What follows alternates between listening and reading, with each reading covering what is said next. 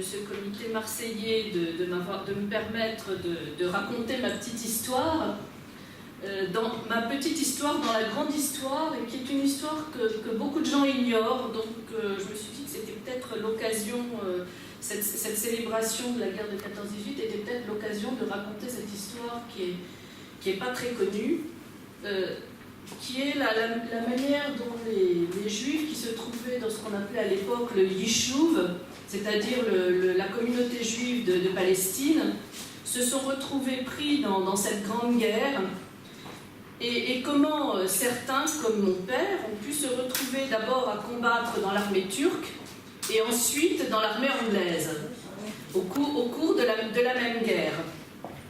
On l'appelait Josué Lifshitz, mais il a changé de nom plusieurs fois au cours de son existence. Quand il était petit, on l'appelait Sunia ou Yevsiel, puisque c'était le nom qu'on lui donnait chez les Russes. Ensuite, quand il est arrivé dans ce qui était à l'époque la Palestine, c'était Yehoshua en hébreu. Quand il était dans l'armée anglaise, c'était Joshua. Au moment de la conquête britannique de la Palestine, c'était Joshua.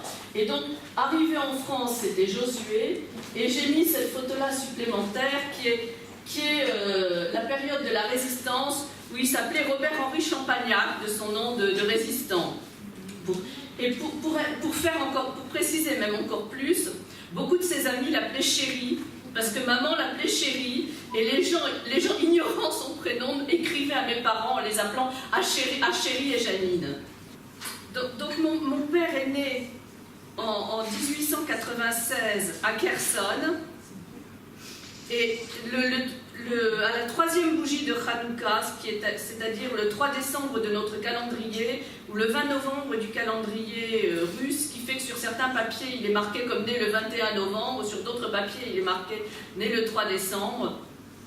Et il est décédé à Ivry-sur-Seine, donc au bord de la Seine, le 17 novembre 1993, à presque 100 ans. Donc, il était le second des 7 enfants d'Abraham Lifshitz et de Sarah Rivka Kayenko. Son père Abraham était lui né dans une ville qui appartenait à l'époque à la Lituanie et qui s'appelait Lida. Enfin, tout au moins on suppose que c'était Lida d'après ce que mon père m'a dit, mais il n'était pas très sûr. Vers 1871. Et il était parti de chez lui quand il avait 13 ans. En tout cas, c'est la légende familiale, je ne sais pas jusqu'à quel point c'est vrai.